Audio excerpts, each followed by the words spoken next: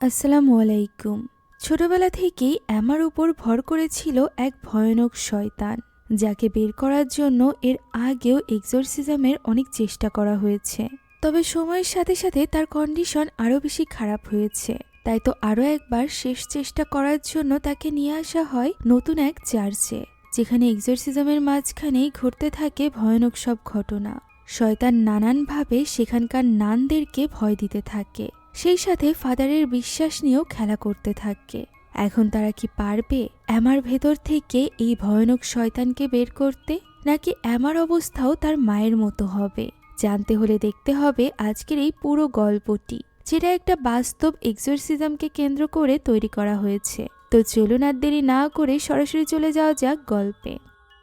গল্পের শুরুতেই আমাদেরকে জানানো হয় যে এই গল্পটি একটা বাস্তব ঘটনাকে কেন্দ্র করে তৈরি করা হয়েছে, অর্থাৎ বাস্তবে ঘটা একটা এক্সরসিজমকে কেন্দ্র করে এই মুভিটি তৈরি করা হয়েছে। গল্পের শুরুতেই আমরা ভয়ানক এক এক্সরসিজমের কিছু ঝলক দেখতে পাই, যেখানে আমরা ফাদার জোসেফকে দেখতে পাই, যে কিনা এক কর্নারে বসে ভয়ে যেন কাঁপছিল। চারিদিক থেকে ভেসে আসছিল এক শয়তানি কণ্ঠের গর্জন। আর এরপর ফাদার কোনো মতে নিজেকে সামলে নেয় এবং ভেতরের দিকে যেতে থাকে, যেখানে দরজা খুলতেই এক্সরসিজম রুমের দৃশ্য আমরা দেখতে পাই। আচমকা কেউ একটা দেওয়ালের সাথে জড়ে ওঠে, দৃশ্য পরিবর্তিত হয় এবং আমরা এই ঘটনার 9 দিন আগের দৃশ্য দেখতে পাই। আমরা ফাদার জোসেফকে দেখতে পাই, যে কিনা ফাদার হিসাবে শপথ গ্রহণের জন্য রেডি হচ্ছিল। শপথ শেষে সে এখানে সকলকে ধন্যবাদ জানায়, কেননা এই সপ্তাহটি তার জীবনের খুব কঠিনতম সপ্তাহ ছিল। তার ভাই মাইকেল এই সপ্তাহেই মারা গিয়েছে, যে সময়টায় এখানে উপস্থিত সকলে তার ভীষণ খেয়াল রেখেছে। এ কারণে সে সকলকে ধন্যবাদ জানায়। আর এরপর একে একে সকলকে বিদায় জানিয়ে সে চলে আসে চার্চে, যেখানে সিস্টার রোজকে দেখা যায় মাদার সুপিরিয়রের জন্য খাবার নিয়ে যাচ্ছিল। আমরা বুঝতে পারি জোসেফ অনেক মজার মানুষ ছিল। সে মজা করে প্লেট থেকে খাবার খেয়ে নেয়, আর এরপর চলে যায় নিজের চেম্বারে। সেখানে বসে সে একটা বই পড়ছিল। এরই মাঝে সেখানে চলে আসে বিশপ এডওয়ার্ড, যাকে দেখে সে ওই বইটি লুকিয়ে ফেলে। এখন বিশপ তাকে একটা ফাইল দেয়। এই ফাইলটি একটা অল্প বয়সী মেয়ে ছিল, যাকে মানসিক হসপিটালে বেশ কয়েকবার চিকিৎসা করা হয়েছে। তবে জানা গিয়েছে তার কোনো মানসিক সমস্যা নেই। ডক্টররা পর্যন্ত হাল ছেড়ে দিয়েছে, কেননা তারা কোনো সমস্যাই পাচ্ছে না। তাই ব্যাপারটা অস্বাভাবিক হওয়ায় তার গার্জিয়ানরা সিদ্ধান্ত নিয়েছে যে তাকে এক্সরসিজম করাবে। জোসেফ জিজ্ঞাসা করে তাকে এই এক্সরসিজম পারফর্ম করতে হবে কিনা। উত্তরে এডওয়ার্ড বলে যে না, এক্সরসিজমের জন্য একজন ভালো প্রিস্ট অনেক দূর থেকে তারা ডেকে এনেছে, যার নাম ফাদার থিও। জোসেফ জিজ্ঞাসা করে তাহলে তাকে কেন এই ফাইল দেখানো হচ্ছে। উত্তরে এডওয়ার্ড জানায় যে থিও এই এক্সরসিজম করলেও সেই এক্সরসিজমটি এখানে করতে চলেছে, যে কারণে ফাদার জোসেফকে সেখানে উপস্থিত থাকতে হবে। সেই সাথে সবকিছু দেখাশোনা রক্ষণাবেক্ষণের দায়িত্ব যেহেতু ফাদার জোসেফের ছিল, তাই এই ফাইলটা দেখে তাকে পারমিশন দেওয়ার দায়িত্ব ফাদার জোসেফের। যদিও জোসেফের মতে এমা নামক এই মেয়েটিকে মেন্টাল অ্যাসাইলেমে নিয়ে যাওয়া উচিত। হতে পারে তার কোনো সুপ্ত মানসিক সমস্যা আছে যা ডক্টররা এখনো খুঁজে পায়নি। তবে এডওয়ার্ড জানায় সবকিছু ফাইনালাইজড হয়ে গিয়েছে। এখন শুধুমাত্র জোসেফের একটা কলের অপেক্ষায় রয়েছে তারা। এখন রাতের বেলা জোসেফ বসে এমার ফাইলটি ঘাটাঘাটি করে, যেখানে সে এমার লেখা একটা চিঠিও পায়। এখানে এমা তার কষ্টের ব্যাপারে লিখে রেখেছিল, যা দেখে এবার জোসেফ কল করে এবং সেই সাথে সিস্টারদেরকে বলে দেওয়া হয় চার্চের একটা রুম রেডি করার জন্য, যাতে করে এমা এসে সেখানে থাকতে পারে। সিস্টাররা একদিক থেকে এই কাজ করছিল, অন্যদিক থেকে জোসেফ একটা গাড়িরও অ্যারেঞ্জ করে, যে গাড়িতে করে এমাকে স্পেশালি নিয়ে আসা হবে। সেখানে শুধুমাত্র একজন ড্রাইভার বাদে আর কেউই থাকবে না। এভাবেই এমা ওই চার্চে এসে পৌঁছায়। তাকে সিস্টাররা ভেতরে নিয়ে আসে। জোসেফ এখানে অনেকটা চিন্তিত ছিল। পুরো ব্যাপারটা তার কন্ট্রোলে ছিল এবং তার দায়িত্বে ছিল। এছাড়া এই সব কিছুর উপর ছিল তার চার্চের সম্মান। এখন এমা শান্তিমতো তার রুমে গিয়ে ঘুমিয়েছে। এটা শোনার পর জোসেফ একটু নিশ্চিন্ত হয় এবং চলে যায় সরাসরি ফাদার থিওর সাথে দেখা করতে। ফাদার থিও তখন চার্চে বসেছিল। তাকে মাদার সুপিরিয়রের রুমে নিয়ে যাওয়ার দায়িত্ব ছিল জোসেফের। তবে জোসেফ তো থিওকে ওয়েলকাম জানানো বাদে অন্য কাজে ব্যস্ত ছিল। ওই সময় মাদার সুপিরিয়র বসে এমার ফাইলটা দেখছিল। এমন সময় জোসেফ থিওকে নিয়ে সেখানে আসে। মাদার সুপিরিয়র বলে সে এমার ফাইলটা খুব ভালোভাবে দেখেছে। তবে সে এখনো পর্যন্ত নিশ্চিত হতে পারছে না যে এমার প্রবলেম মানসিক নয়, বরং তার আধ্যাত্মিক কোনো প্রবলেম আছে। থিওর মতে সে অনেকদিন যাবৎ এমার ব্যাপারে জানে, সেখানে নিশ্চয়ই আধ্যাত্মিক কিছু না কিছু রয়েছে। প্রথমেই সে তাদেরকে ধন্যবাদ জানায় এই চার্চে তাকে এক্সোরসিজমের পারমিশন দেওয়ার জন্য। সেই সাথে সে এখানে 3 জন মেম্বারের একটা গ্রুপ চায়, কেননা এক্সোরসিজম করার সময় সেখানে 3 জনের উপস্থিত থাকা জরুরি। যেমন সে ফাদার জোসেফকেও সেখানে থাকতে বলে নোট নেওয়ার জন্য, যাতে করে পরবর্তীতে তারা কোর্ট কেসে প্রমাণ করতে পারে যে এটা কোনো ভুল সিদ্ধান্ত ছিল না। প্রতিদিন সন্ধ্যার সময় তারা এই এক্সোরসিজম শুরু করবে, আর ততক্ষণ পর্যন্ত চলবে যতক্ষণ না এটুকু বলতেই সেখানে দরজায় আওয়াজ হয়ে ওঠে। দেখা যায় সিস্টার রোজ এসেছিল। সে অনেকটা ঘাবড়ে গিয়েছিল, কেননা সে খাবার নিয়ে এমার রুমে গিয়েছিল, যেখানে এমা নাকি এই খাবার দেখে অস্বাভাবিক আচরণ করতে শুরু করেছে এবং তার উপর আক্রমণও করতে গিয়েছিল। একথা শুনে ফাদার থিও প্রশ্ন করে যে খাবার কি ব্লেসড করা হয়েছিল। যেহেতু এমার মধ্যে শয়তান আছে তাই সে ব্লেসড ফুড খাবে না। এটা বুঝতে পেরে জোসেফ এবার আবারও তার জন্য খাবার বানাতে বলে, আর এবার ব্লেস না করেই এই খাবারটি তার সামনে দিতে বলে। এখন এর কিছুক্ষণ পর আমরা এমাকে দেখতে পাই যে একা একা রুমে বসেছিল। হঠাৎ করেই দরজায় শব্দ হয় এবং আমরা দেখতে পাই জোসেফ এসেছে তার সাথে দেখা করতে। রুমের সব কিছু এলোমেলো ছিল, সবকিছু হয়তো বা এমাই ফেলেছে। সে এখানে এমাকে নিজের পরিচয় দেয় এবং তাকে এই চার্চে ওয়েলকাম জানায়। সে চিঠির ওই বক্সটি এবং টুলটি পড়ে থাকতে দেখে সেগুলো তুলে রাখতে থাকে। তখন এমা জানায় যে সে এই চিঠিগুলো তার মায়ের জন্য লেখে। জোসেফ জিজ্ঞাসা করে যে তার মা নিশ্চয়ই তার থেকে অনেক দূরে থাকে। উত্তরে এমা বলে যে তার মা মারা গিয়েছে, তাই সে এই চিঠিগুলো লিখে তার কবরে দিয়ে আসে। জোসেফ এখানে চিঠিগুলো গুছিয়ে রাখে। এমাও চেয়ার থেকে উঠে কোনো মতে বিছানায় চলে আসে, আর এরপর জোসেফকে বিদায় জানায়। জোসেফ যখন রুম থেকে বের হয়ে যাচ্ছিল তখনই আচমকা আপনা আপনি ওই টুলটি আবারও নিচে পড়ে যায়, যা দেখে সে একটু অবাক হয়। সে দরজা বন্ধ করে সেখান থেকে বেরিয়ে যায়। তখন আমরা দেখতে পাই এমা কিছু একটা নিয়ে ভীষণ ভয় পাচ্ছিল। এদিকে এখান থেকে জোসেফ চলে যায় থিওর কাছে। সে তাকে গিয়ে বলে যে এক্সোরসিজমের ব্যাপারে সে এখনো পর্যন্ত কনফিউজড, তাই এক্সোরসিজমের আগে সে একবার পরীক্ষা করে নিতে চায় যে এমার সমস্যা আসলেই সাইকোলজিক্যাল কিনা। যদিও থিও এই ব্যাপারে পুরোপুরি নিশ্চিত ছিল, তবে জোসেফ তার কাছে একটু সময় চায়। সে তার এক ফ্রেন্ড যে কিনা মানসিক রোগের বিশেষজ্ঞ তাকে ডাকবে এবং এমার সাইকোলজিক্যাল কন্ডিশন চেক করবে। এরপরই তারা এক্সোরসিজম শুরু করতে পারে। যদিও থিওর মতে এটা ওই 1% কেসের মধ্যে পড়ে যেটা কখনোই সাইকোলজিক্যাল হওয়ার কোনো সম্ভাবনাই নেই, তবুও জোসেফের রিকোয়েস্টে সে রাজি হয়ে যায়। তবে ওই রাতে এমার কন্ডিশন দেখে সে বলে যে সে এক্সোরসিজম শুরু করে দিবে। যখন ডক্টর আসবে তখন না হয় তার সাইকোলজিক্যাল চেক আপ করা যাবে। আপাতত এক্সোরসিজমের জন্য জোসেফের পাশাপাশি 2 জন সিস্টারকে রেডি করা হয়, যাদেরকে ফাদার থিও বলে স্ট্রং থাকতে। এক্সোরসিজমের সময় শয়তান নানাভাবে তাদের সাথে ছলনা করতে পারে। হতে পারে তাদের জন্য শয়তান নতুন, তবে এনশিয়েন্ট সময় থেকে বেঁচে থাকা এই ডিমনের জন্য তারা কেউই নতুন না। এখন এইভাবেই তাদেরকে বুঝিয়ে থিও তাদেরকে নিয়ে আসে এক্সোরসিজমের রুমে, যেখানে এমাকে এনে একটা চেয়ারে বসিয়ে দেওয়া হয় এবং ফাদারের সাথে 2 জন সিস্টার তাকে ঘিরে দাঁড়িয়ে পড়ে। ফাদার এবার এক্সোরসিজম শুরু করে। এমার মুখ দেখেই বোঝা যাচ্ছিল যে তার ভীষণ ভয় লাগছে, তবে কিছু সময়ের মধ্যেই সে চোখ বন্ধ করে বসে থাকে এবং তার ব্যবহার আস্তে আস্তে করে অস্বাভাবিক হতে থাকে। সে আস্তে আস্তে নড়তে শুরু করে, আর এই ব্যাপারগুলো জোসেফ লক্ষ্য করছিল, কেননা তার কাজই ছিল এই জিনিসগুলো নোট করা। হঠাৎ করে প্রেয়ার চলাকালীন এমার ঘাড়ে কিছু একটা হয়ে যায় এবং সে চিৎকার করে ওঠে। তবুও ফাদার এবং সিস্টাররা তাদের প্রেয়ার থামায় না। তারা প্রেয়ার করেই চলেছিল, আর এমাকে দেখে মনে হচ্ছিল যে তার যেন কষ্ট হচ্ছে। তার এই কষ্ট দেখে জোসেফেরও খারাপ লাগছিল, যেহেতু তার মধ্যে বিশ্বাসের অভাব ছিল। সে তো বিশ্বাসই করে না যে এমার এক্সোরসিজমের কোনো প্রয়োজন আছে, তার ভেতরে ডিমন আছে। এভাবেই এক পর্যায়ে এমা অজ্ঞান হয়ে যায় এবং ফাদার থিওরও প্রেয়ার শেষ হয়ে যায়। ওই সময় এমাকে অজ্ঞান দেখে সে বলে তাকে রুমে রেখে আসতে। আজকের মতো এতটুকুই। এমার কোনো হুঁশই ছিল না, তাই জোসেফ এখানে সিস্টার 2 জনকে সাহায্য করে এমাকে বেডে শোয়াতে। সিস্টাররা বেরিয়ে যাওয়ার পর সেও যখন বেরিয়ে আসবে তখনই সে এমাকে গর্জন করতে শুনতে পায়, তাই সে খেয়াল করে এমাকে চেক করছিল। এমন সময় আচমকা এমা কেঁপে উঠলে সে নিজেও ভয় পেয়ে যায়। পরবর্তীতে রুম থেকে সে বেরিয়ে আসে। এদিকে সিস্টার রোজের কাছে বাকি সিস্টাররা আসে এক্সোরসিজমের রুমে কি হয়েছে এটা জানার জন্য। তবে প্রথমবার এক্সোরসিজমে থাকার কারণে সিস্টার রোজ এত বেশি ঘাবড়ে গিয়েছিল যে সে কাউকেই কিছু বলতে পারে না, বরং সে রুম থেকে বেরিয়ে যায়। এদিকে পরদিন চার্চে যাওয়ার সময় জোসেফ দেখতে পায় এমা থিওর সাথে দাঁড়িয়ে একটা মূর্তি দেখছে। এটা দেখে সে একটু অবাক হয়।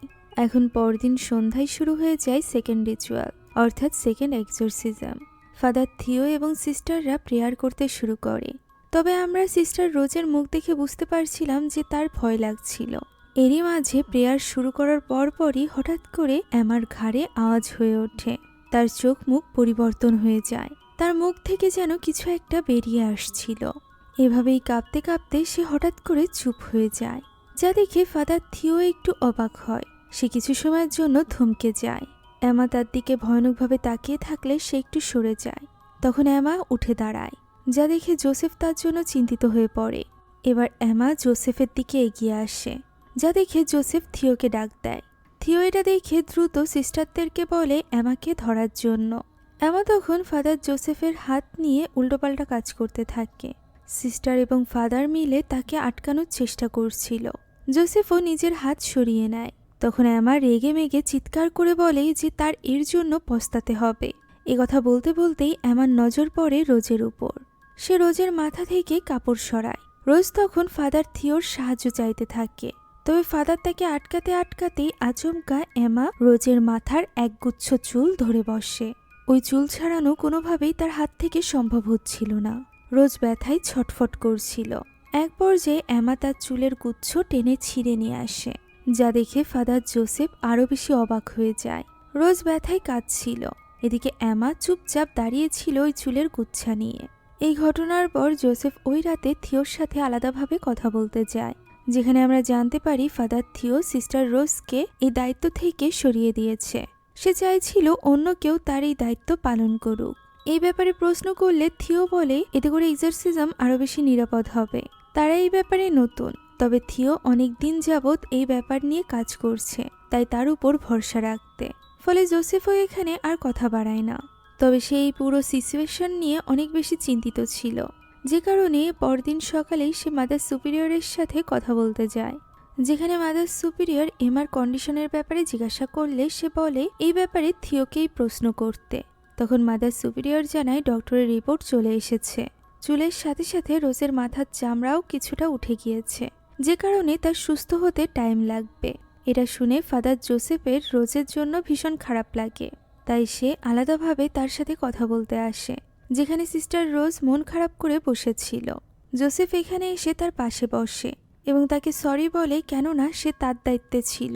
তখন রোজ বলে যে সে জানে এমা নিজের মধ্যে নেই, সে তার উপর রাগান্বিত নয়। তবে কেন জানি তার মনে হচ্ছে এমাকে গড শাস্তি দিচ্ছে, নাকি এমার মাধ্যমে গড তাদেরকে কোনো পাপের জন্য শাস্তি দিচ্ছে।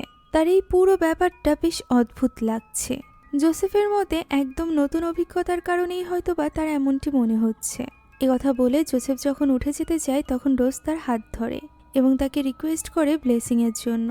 ফাদার জোসেফ এখানে রোজকে ব্লেস করে সেখান থেকে চলে যায়। এখন ওই দিন সন্ধ্যায় তৃতীয় রিচুয়াল শুরু হতে চলেছিল, যেখানে এবার ফাদার এমাকে বেঁধে রাখতে চলেছিল বেডের সাথে, যাতে করে সে গতকালকের মতো কোনো দুর্ঘটনা না ঘটাতে পারে।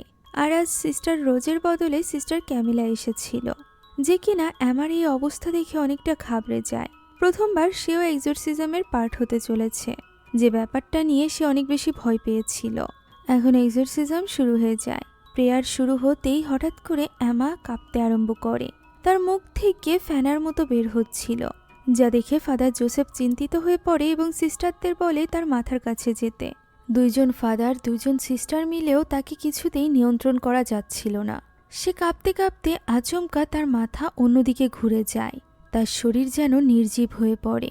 তবে ফাদার থিও একদমই চিন্তিত ছিল না, বরং সে সকলকে দূরে সরে যেতে বলে এবং আবারও প্রেয়ার পড়তে শুরু করে। তার এমন ব্যবহারে জোসেফ বেশ অবাক হয়। এরই মাঝে এমাও গুংরাতে শুরু করে। তার দুই চোখ সাদা হয়েছিল, তার যেন কষ্ট হচ্ছিল। এবার ফাদার প্রেয়ারের মাধ্যমে তার ভেতরে থাকা ডিমনকে তার নাম বলতে বলে। তবে সে নাম না বলে বরং বলতে থাকে এই রুমে থাকা প্রত্যেকে গুনাহগার। ফাদার তবুও তাকে জোর করতে থাকলে এমা জোরে চিৎকার করে ওঠে। আর এভাবেই শেষ হয় ওই দিনের এক্সোরসিজম, যেখানে এমার ভেতরে থাকা ওই ডিমনের নাম তখনও জানা যায়নি। রাতের বেলা ফাদার থিও চার্চে বসেছিল, যেখানে জোসেফ আসে এবং থিওকে বলে যে আজকে এমার যে ব্যবহার ছিল তা নিঃসন্দেহে অ্যাপেলেপসিস সাইন শো করে। তবে থিওর এমনটি মনে হয় না। থিওর মতে এটা তো এমা ছিলই না, তার ভেতরে থাকা ওই ডিমন ছিল। সে বলে ডিমনের এটা চাল হতে পারে তাদেরকে পথভ্রষ্ট করার জন্য, আর এই ব্যাপারে তাদের প্রেয়ার বইতেও লেখা আছে। একথা বলেই থিও সেখান থেকে চলে যায়। জোসেফ তবুও যেন ব্যাপারটা মানতে পারছিল না। ওই রাতে মাঝরাতের দিকে হঠাৎ করে কিছু একটার আওয়াজে তার ঘুম ভেঙে যায়, অর্থাৎ তার সাথেও কিছু অস্বাভাবিক ঘটনা ঘটতে শুরু করেছিল, যে ব্যাপারে গুরুত্ব দিচ্ছিল না জোসেফ নিজে। এমনকি পরদিন প্রেয়ারের সময়ও তার মাথায় বারবার এমার কথাই চলতে থাকে। সে যেন এই ভাবনায় মগ্ন হয়ে পড়েছিল। এখন ওই রাতে সিস্টার ক্যামেলার সাথে এক্সোরসিজমে থাকা অন্য সিস্টারকে দেখা যায়, যে কিনা এক্সোরসিজমে আসার আগে একটা মালার মতো কিছু একটা সঙ্গে করে নিয়ে এসেছিল। এই ব্যাপারে কিছু না জানা ফাদার থিও শুরু করে দেয় চতুর্থ রিচুয়াল। এমা ছটফট করতে থাকে এবং তার মুখের শিরাগুলো জেগে ওঠে। মনে হচ্ছিল তার মুখ থেকে কিছু একটা বের হবে, তাই সিস্টার দ্রুত চলে যায় একটা পাকে টানতে। এরই মাঝে এমা থেমে যায় এবং ওই মালাটির ব্যাপারে বলতে থাকে। ফাদার থিও জিজ্ঞাসা করে এমার ভেতরে কে রয়েছে। তখন আমরা দেখতে পাই তার শয়তানি রূপ, যে কিনা ফাদারকে বলে আগে চ্যাপলেট এখান থেকে বের করতে, অর্থাৎ ওই মালাটার কথা সে বলছিল। একথা শুনে ওই সিস্টার একটু ঘাবড়ে যায়। তখনই এমা ভয়ানকভাবে তার দিকে ঘুরে তাকায়। সাথে সাথে সে নিজের হাত থেকে বের করে ওই মালাটি, যা দেখে ফাদার থিও এবার একটু বিরক্ত হয়ে বলে এই মালাটি নিয়ে তাকে এখান থেকে চলে যেতে। সিস্টার বেরিয়ে যাওয়ার পর থিও এবার এমার ভেতরকার ডিমনকে তার নাম নিতে বলে। তবে সে তো উল্টে জোসেফকে তার ভাইয়ের কথা জিজ্ঞাসা করে, যে তার ভাই নিজেকে ঝুলিয়ে মেরে ফেলেছিল, তার কেমন লেগেছিল। যা শোনা মাত্রই এবার থিও তার কপালে ক্রস ছোঁয়ায়, যার ফলে ওই ডিমনের কষ্ট হতে থাকে। সে এবার নিজের নাম বলে মিনা। ফাদার জিজ্ঞাসা করে সে কেন এমার ভেতরে প্রবেশ করেছে। তবে এর উত্তর দেওয়ার আগেই এমার মুখ থেকে বেরিয়ে আসে কালো লিকুইড। ফলে ওই দিনের এক্সোরসিজমও ওই পর্যন্তই শেষ করা হয়। আজকের এই পুরো ঘটনা নিজ চোখে দেখেও বিশ্বাস করতে পারছিল না ফাদার জোসেফ। এদিকে ফাদার থিও যখন রুমে একা ছিল তখন তার সাথেও অস্বাভাবিক ঘটনা ঘটতে আরম্ভ করে। তবে সে জানতো এটা এক্সোরসিজমের কারণেই হচ্ছে।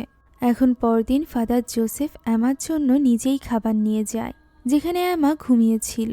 জোসেফ দেখে সেখানে থাকা তার লেখা চিঠিগুলো দুমড়ে মুচড়ে পড়ে আছে। সে সেখানে কিছু নোট লেখা দেখতে পায়, যেগুলো বেশ অস্বাভাবিক ছিল। হাতের লেখাও বিভিন্ন রকমের ছিল। এটা দেখে সে একটু অবাক হয়। সে নিজের সাথে করে ওই চিঠিগুলো নিয়ে আসে। সে এগুলোই দেখছিল। এমন সময় সেখানে সিস্টার রোজ আসে। রোজ এখানে ফাদারের কাছে গিয়ে বসে এবং তারা দুজন ওই চিঠিগুলো নিয়েই কথা বলতে থাকে। ওই দিন তারা যখন এক্সোরসিজমের জন্য যায় তখন দেখা যায় এমা মুড়ি দিয়ে শুয়ে আছে। চাদর সরাতেই দেখা যায় তার পুরো শরীর রক্তাক্ত, যা আমরা দেখে মনে হচ্ছে তার শরীর যেন পচে উঠেছে। ফাদার থিও এই অবস্থাতেই এমার এক্সোরসিজম শুরু করতে চাইছিল। এবার জোসেফ থিওকে বাধা দিতে আসে। সে বলে তাদের অপেক্ষা করা উচিত, তাদের মেডিকেল ইমার্জেন্সির সাহায্য নেওয়া উচিত। তখন থিও বলে শয়তান তো এটাই চায়, শয়তান এই দেরির সুযোগ নিতে চায়। তাকে সুযোগ দেওয়া হলে তারা সকলে শিকার হবে। জোসেফ যদি এখানে না থাকতে চায় তাহলে সে বের হয়ে যেতে পারে। ফলে জোসেফ আর কথা বাড়ায় না এবং নিজের জায়গায় গিয়ে বসে পড়ে। এমার তখন ভীষণ কষ্ট হচ্ছিল, তবুও থিও তার এক্সোরসিজম শুরু করে। প্রেয়ার শুরু করতেই এমা উঠে বসে এবং ভয়ঙ্করভাবে সকলের দিকে তাকাতে থাকে। তখন থিও তার কাছে আসে এবং তার নাম জিজ্ঞাসা করে। এবার ফাইনালি এমার ভেতরে থাকা শয়তানের নাম জানা যায়, যেটা ছিল জুদাস।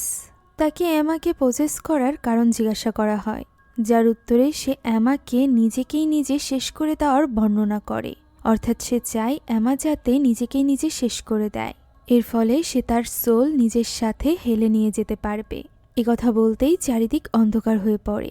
ফাদার থিও বুঝতে পারে ডিমনের সাথে সাথে এখানে আরও একটা আত্মাও রয়েছে, তাই সে এখানে ওই অপবিত্র আত্মার নাম জিজ্ঞাসা করতে থাকে। সাথে সাথে লাইটগুলো ফ্লিকার করতে থাকে এবং এমার বিছানা আস্তে আস্তে নিচের দিকে ডাবতে থাকে। এভাবেই বাঁকাতে বাঁকাতে বিছানাটি ভেঙে যায়। তারা যখন সকলে এমাকে সাহায্যের জন্য এগিয়ে যায়, তখন সিস্টার ক্যামিলার হাত চাদরের নিচ থেকে ধরে ফেলে এমা এবং তাকে আঘাত করে রক্তাক্ত করে দেয়। এবার আর জোসেফ চুপ থাকতে পারে না। সে সকলকে এই রুম থেকে বেরিয়ে যেতে বলে। এখানে জোসেফ এবং থিওর মধ্যে তর্ক শুরু হয়ে যায়। জোসেফ তখনও চাইছিল এমার জন্য মেডিকেল হেল্প নিতে, যা শুনে এবার থিও ধৈর্য হারিয়ে ফেলে। সবকিছু চোখের সামনে হওয়ার পরও জোসেফ কিভাবে অন্ধের মতো কথা বলছে, সে সবকিছুর মডার্ন এক্সপ্লেনেশন চাইছে। অথচ এই ধরনের এন্টিটি বছরের পর বছর ধরে মানুষকে জ্বালিয়ে আসছে, মডার্ন চিকিৎসা আবিষ্কারের আগে থেকেই। এরপরও জোসেফ তর্ক করতে থাকলে থিও বুঝতে পারে কেন এতদিন ধরে রিচুয়াল করার পরও তার রিচুয়াল সফল হচ্ছে না। কেননা এক্সোরসিজমের প্রথম শর্তই হলো রুমে থাকা সকলের বিশ্বাস স্ট্রং হতে হবে। তবে জোসেফ তো এই ব্যাপারে বিশ্বাসই করত না। এ কথা শুনে জোসেফ রেগে গেলে থিও বলে সে অনেক আগে থেকেই এমাকে এবং তার পরিবারকে চেনে। এমার মারও এমার মতোই অবস্থা ছিল। যা শুনে জোসেফ এবার অবাক হয়ে যায় এবং থিওকে বলে সে ছোটবেলা থেকে আমাকে জানে, এই ইনফরমেশন তাকে কেন দেওয়া হয়নি। এবার থিও ফাইনালি ফাদার জোসেফকে সবকিছু খুলে বলবে বলে ঠিক করে। সে ফাদারকে বলে যে অনেক আগে তার কাছে একটা কেস এসেছিল, তখন সে এক্সোরসিজমে পটু হয়ে পারেনি।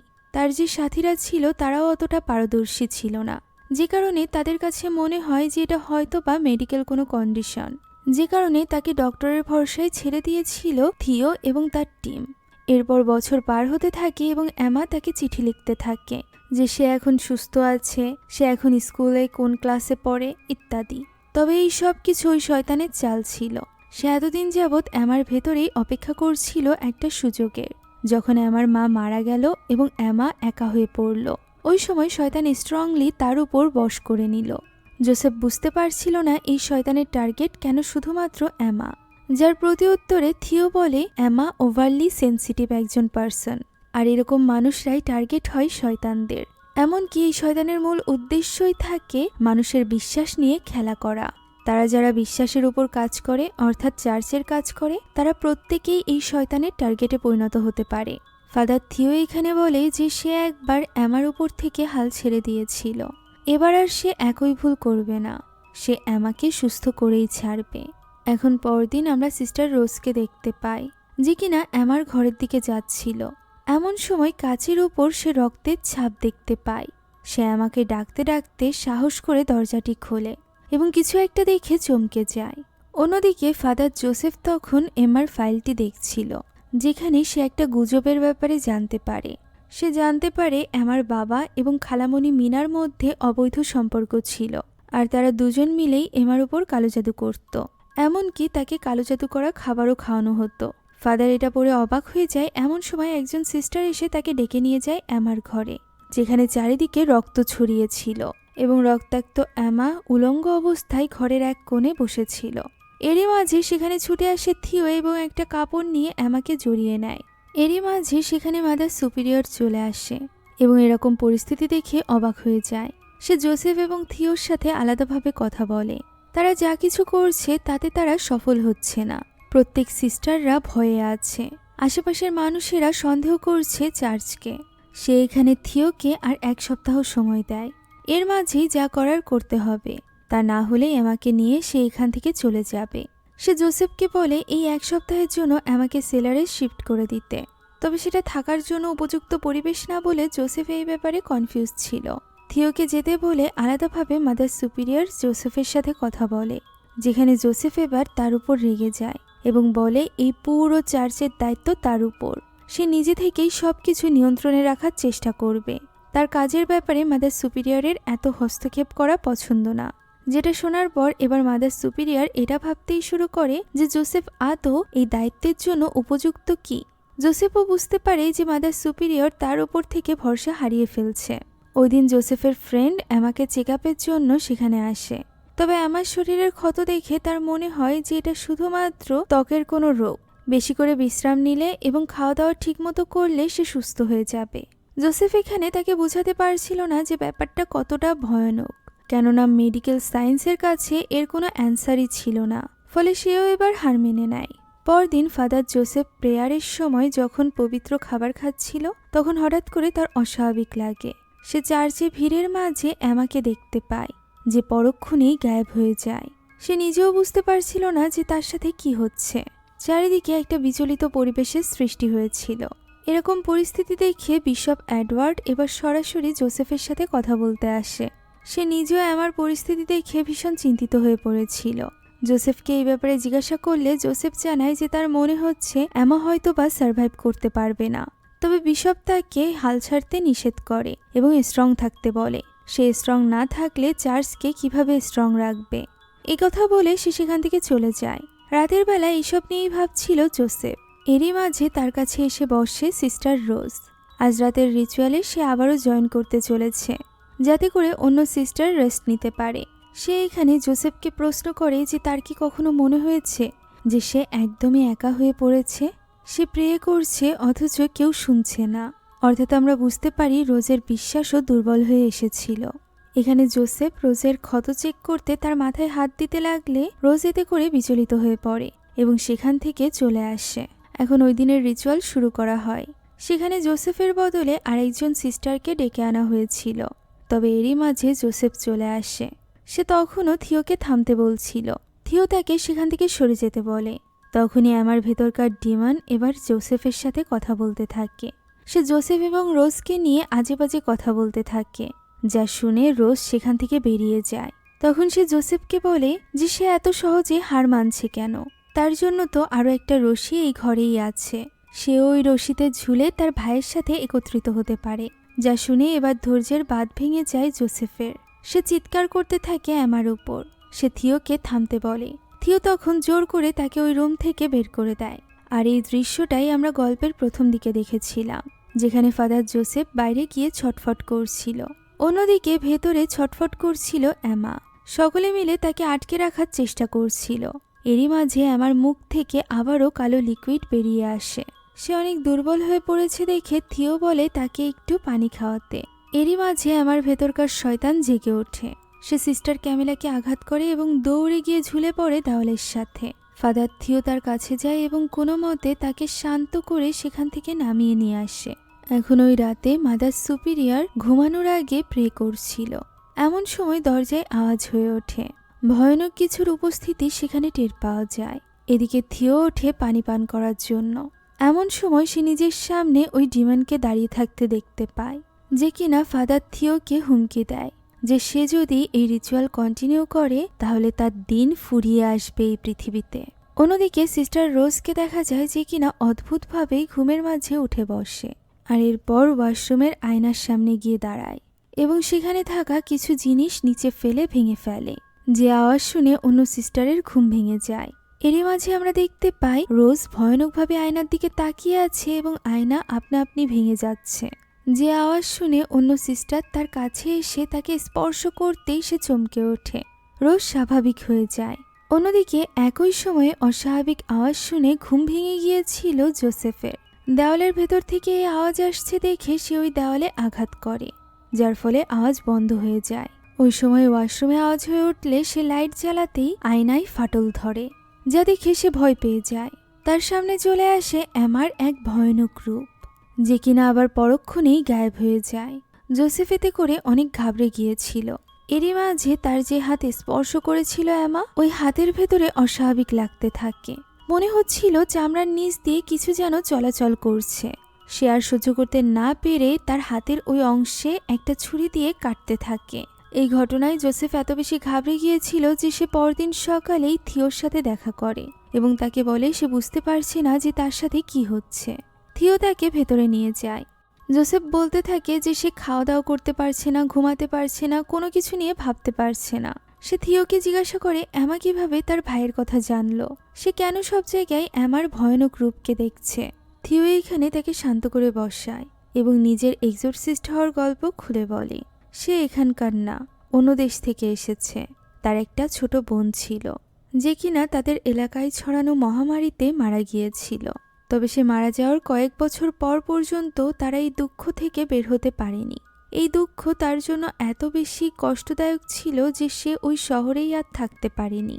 দেশ ছেড়ে সে এই দেশে চলে এসেছিল এবং এই বিশ্বাসের পথ বেছে নিয়েছিল যে কোনো দুঃখ, যে কোনো কষ্ট আমাদের জীবনে আসে আমাদের বিশ্বাসকে আরও দৃঢ় করতে।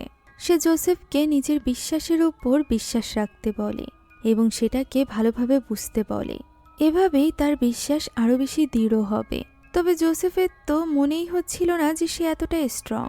তখন থিও বলে এমা একা ছিল, তাকে কোনো চার্চই সাহায্য করতে চাইছিল না। এতগুলো চার্চের মধ্যে থেকে শুধুমাত্র জোসেফ এবং মাদার সুপিরিয়রই তাকে সাহায্য করতে চেয়েছে। এর মানে সে মোটেও দুর্বল নয়, তাদের বিশ্বাস অনেক শক্তিশালী। ফাদার থিওর সাথে নিজের ভাইয়ের কথা শেয়ার করে এখানে জোসেফ কিছুটা হালকা হয়। এদিকে ওই সময় আমরা এমাকে দেখতে পাই, যে আস্তে আস্তে করে বিছানা থেকে উঠে পানি পান করার চেষ্টা করছিল। তবে সে গ্লাসটা পর্যন্ত ঠিকমতোভাবে ধরতে পারছিল না, যে কারণে তার ভীষণ রাগ হতে থাকে এবং সে গ্লাস আছাড় মেরে ভেঙে ফেলে। সে আশেপাশের জিনিসগুলোও ফেলে দেয় এবং হতাশ হয়ে নিচে বসে পড়ে। ওই সময় রুমের দরজা খুলে কেউ যেন ভেতরে প্রবেশ করে। পরক্ষণেই আমরা এমাকে ফাদার থিওর সাথে বাইরে বসা অবস্থায় দেখতে পাই। থিওই মূলত তখন গিয়ে এমাকে বাইরে নিয়ে এসেছিল। এমার অবস্থা তখন খুবই শোচনীয়। এমা যেন হাল ছেড়ে দিয়েছিল। তাই সে ফাদারকে রিকোয়েস্ট করে যে তার মায়ের জন্য লেখা শেষ চিঠিটা সে যেন তার কবরে রেখে দেয়। ফাদার থিও বলে সে নিজেই তার মায়ের কবরে গিয়ে এই চিঠি রেখে আসতে পারবে, সে নিশ্চয়ই সুস্থ হবে। তবে আমার এখন আর তা মনে হচ্ছিল না। সে থিওকে সবকিছুর জন্য ধন্যবাদ জানায় এবং তাকে জোর করে ওই চিঠিটা দিয়ে দেয়। থিও চিঠিটা নিজের কাছে রেখে দেয়।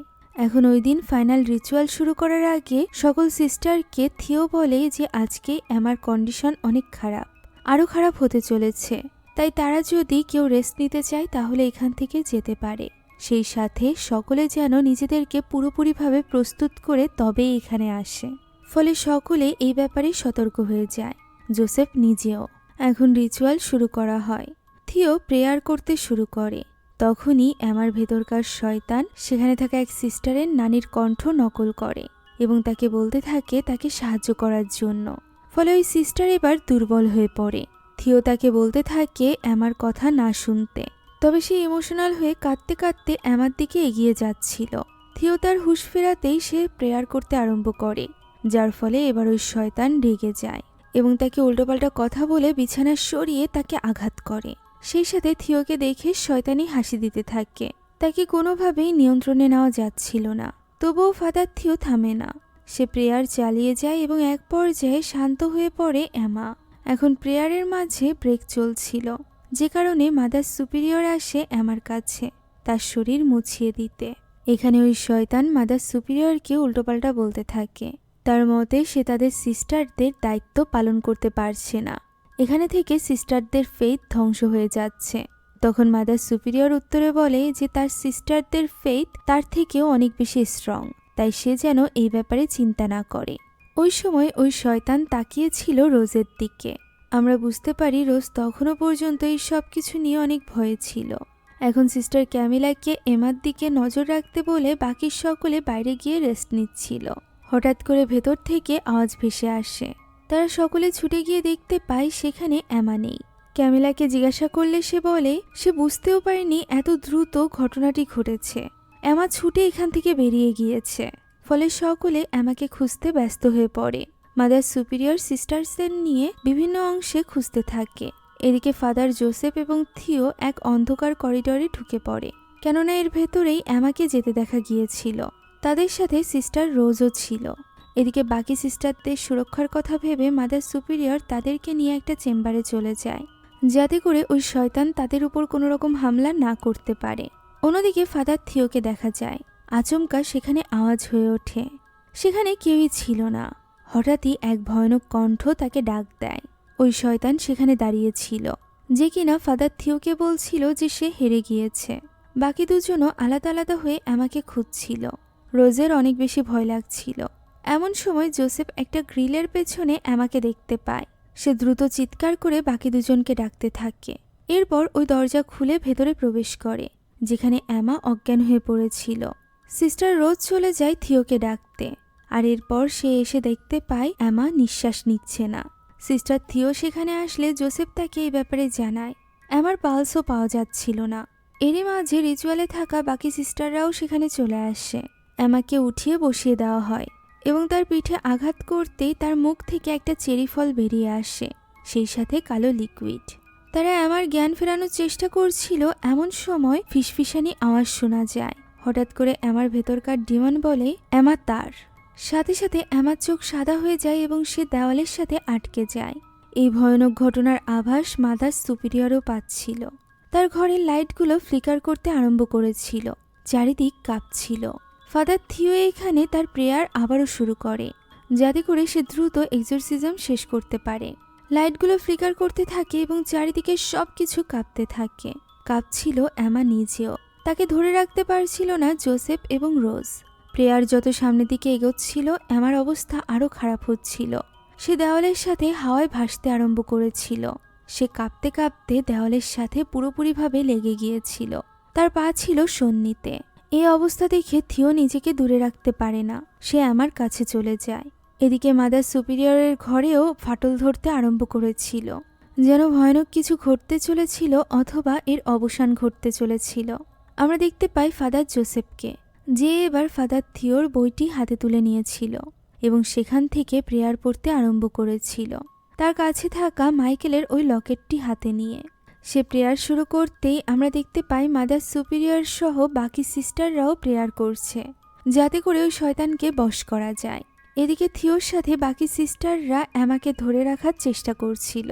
থিও যখন বুঝতে পারে এক্সোরসিজম শেষ হওয়ার পর্যায়ে, তখন সে কোনো মতে এমার হাতে ক্রসটি ধরিয়ে দেয় এবং সেটা এমার শরীরের সাথে চেপে দেওয়ার চেষ্টা করতে থাকে। সেটা যখনই এমার শরীরে স্পর্শ করে, তখনই তার শরীর থেকে কালো এক ধোঁয়া বেরিয়ে যায়। সবকিছু শান্ত হয়ে যায়। জোসেফের প্রেয়ারও শেষ হয়ে যায়। এমার শরীর লুটিয়ে পড়ে। পুরো একটা ঝড়ের পর সকলের অবস্থা যেন কাহিল হয়ে পড়েছিল। থিও চেষ্টা করছিল এমার জ্ঞান ফেরানোর। এমা আস্তে আস্তে চোখ মেলে। দেখা যায় তার জ্ঞান আছে, সে বেঁচে আছে। ফলে থিও অনেক খুশি হয়ে যায়। তার চোখ থেকে পানি ঝরতে থাকে।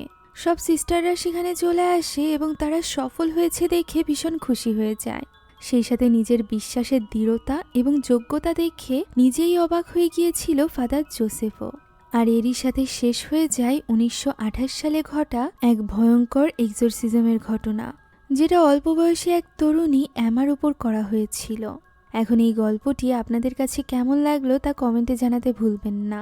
সেই সাথে আমাদের চ্যানেলে যদি আপনারা নতুন হয়ে থাকেন, তাহলে please subscribe to our channel.